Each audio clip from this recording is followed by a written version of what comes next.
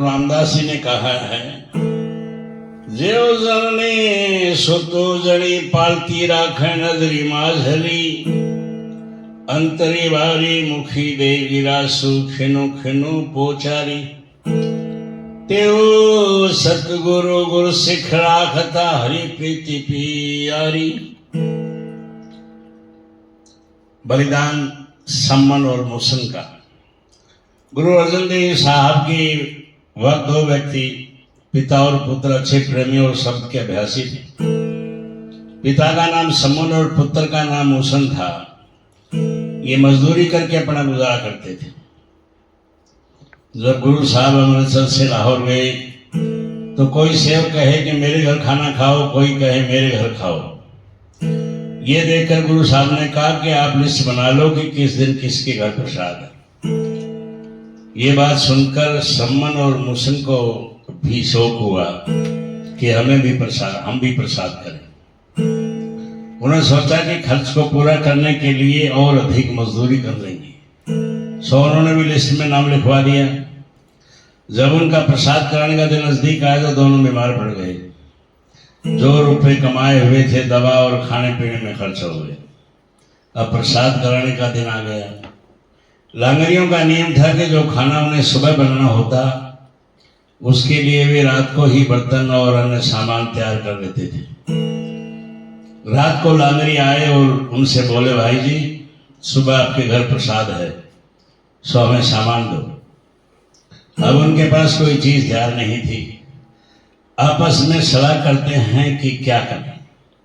आखिर सलाह हुई कि चोरी करके जरूरत को पूरा किया जाए, बाद में इतना रुपया कमाकर वापस कर देना। सतगुरु की सेवा जरूर करनी। अगर प्रसाद नहीं किया तो गुरु साहब क्या कहेंगे। यह सोचकर उन्होंने लांगड़ियों से कहा कि अभी तो नहीं, लेकिन कल सूरज निकलने से पहले ही सारा सामान दे देंगे। लांगड़ी चले गए।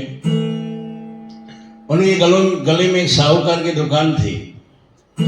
रात को उसकी दुकान में सेंध लगाई। जो कुछ निकालना था सब निकाल लिया, सिर्फ नमक मिर्च मसाला वगैरह बाकी रह गया। पहले तो कहने लगे कि मसाला वगैरह रहने दें, फिर सोचा कि नहीं दोबारा चल कर ले ही आए। जब मिर्च मसाला लेने गए तो साहूकार जा गया। उसमें बाप तो दुकान से बाहर जा चुका था, बेटा सेन में से निकल रहा था। जब सिर बाहर निकला तब साहूकार ने उठकर नीचे से टांग पकड़ ली ताकि वो बाहर न निकल सके। बाप बाहर की ओर खींचने लगा और साहूकार अंदर की ओर। अब ने बाप छोड़ी ने साहूकार छोड़ी। बड़ी खींचतान हुई। आखिर बेटे ने बाप से कहा कि आप मेरा सिर काट लो, ऐसा ना हो कि सुबह हो जाए और लोग कहें कि गुरु के सिर चोरी करते हैं। सो देर न करो, फौरन सिर काट लो। सिर से ही पहचान होती है। अगर सिर न हुआ तो लाश किस तरह पहचानी जाए। अब बाप अपने बेटे का सिर किस तरह काटे। उसने कहा मैं सिर नहीं काट सकता। पुत्र ने कहा पिताजी गुरु के लिए मेरा सिर काट लो, क्योंकि मैं नहीं चाहता कि गुरु की बदनामी। इस तरह बदनामी नहीं होगी और सतगुरु को सेवा भी हो जाएगी। बाप ने थोड़ी देर विचार किया, फिर मारी तलवार और पुत्र का सिर काट लिया। धड़ नीचे जा गिरा। समन ने पुत्र मुसन का सिर लाकर घर में रख दिया। अब बेटे की मौत कलेजा कैसे ठहरे। बड़ी मुश्किल से 1 घंटा गुजरा। उधर साहूकार ने कहा कि चोर को देखें तो सही कौन है। जब देखा उसका सिर नहीं है। उसको फिक्र हो गई। मन में सोचता है कि अगर इसको ठिकाने नहीं लगाए तो शहर पुलिस मेरे दरवाजे पर खड़ी होगी और मैं पकड़ा जाऊंगा। पुलिस कहेगी कि तूने सिर काटा है, हो ना हो किसी के घर रख दें। इसलिए समन को बुलाकर लाश उठवाई और कुछ रुपए भी दिए कि इसको ठिकाने लगा दे, मैं तुझे और भी खुश कर दूंगा। समन ने धड़ को वहां से उठा लिया और अपने घर लाकर धड़ और सिर दोनों जोड़ रख दिए।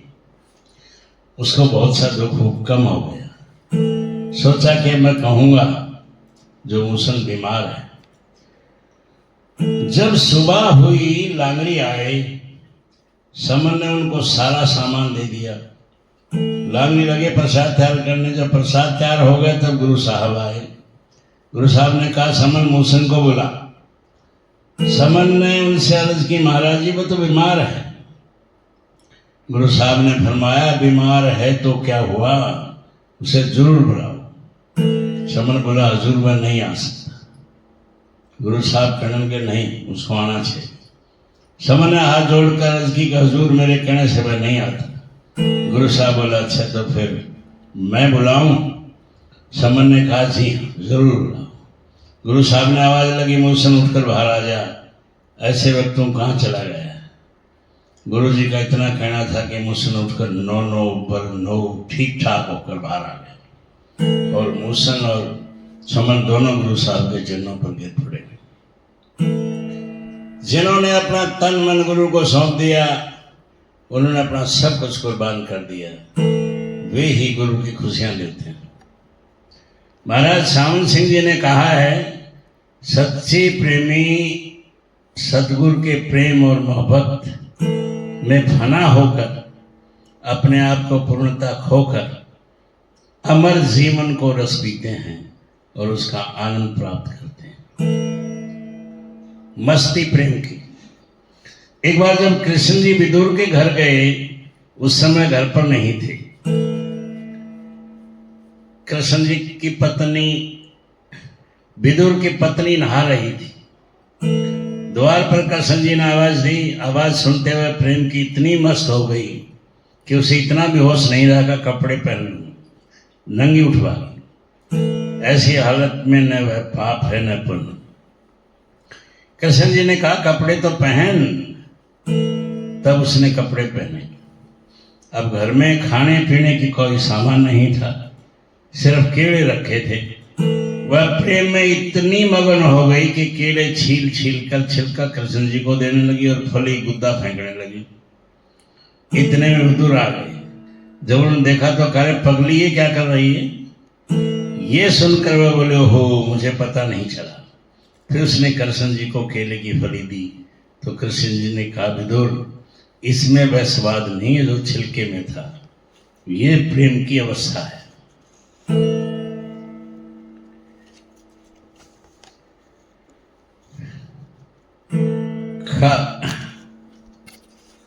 बुल्ले शाह ने कहा है उठ जाग घुराड़े मार नहीं है सोन तेरे दरकार नहीं। एक रोज जहानो जाना है जो कब्रे विच सवाना है। तेरा गोसत किड़ियां खाना है कर चेता मर्ग विसार नहीं। क्या देखा बालक ने आग में। गुरु नानक साहब के समय संगत का नियम था कि वह सुबह सवेरे गुरु साहब की हजूरी में भक्ति भाव के शब्द पढ़ती थी। गुरु साहब ने देखा कि जब संगत शब्द पढ़ रही होती एक छोटा सा लड़का रोज आकर चुपचाप उनके पीछे खड़ा हो जाता। एक दिन गुरु साहब ने लड़के की ओर मुस्कुरा कर देखा और कहा बेटा तू रोज सवेरे यहाँ क्यों आता है। तेरा ये सोने का समय है, तुझे वाणी के पाठ से क्या मिलता है। तेरा ध्यान साथियों से मिलकर खेलने की ओर होना चाहिए, पर तू यहाँ आ जाता है। गुरु साहब की बात सुनकर लड़के ने बड़े आदर के साथ जवाब दिया एक बार मेरी माँ ने मुझे चूल्हे में लकड़ियां जलाने के लिए कहा। मैंने देखा कि आग पहले बारीक बारीक और छोटी छोटी लकड़ियों को लगती है, तब मोटी और बड़ी लकड़ियों को बड़ी मुश्किल से आग लगती है। उस वक्त से मैं डरने लगा कि बड़ी उम्र वालों से पहले मुझे मौत की आग न लग जाए, इसलिए सदा आपकी संगत में रहना चाहता हूँ। गुरु साहब उसकी समझदारी देखकर बहुत खुश हुए और बोले भाई तो उम्र में बच्चा है पर अकल में बूढ़ा है। उस दिन से ही बच्चे का नाम भाई बूढ़ा पड़ गया। वह छठी बादशाही गुरु हरगोविंद जी के समय तक जीवित रहे। उनका गुरु घर में बहुत आदर था और गुरु अंगद साहब, गुरु अमरदास, गुरु रामदास, गुरु अर्जुन देव और गुरु हरगोविंद को गुरुगद्दी का तिलक उन्होंने लगाया था। आनंद।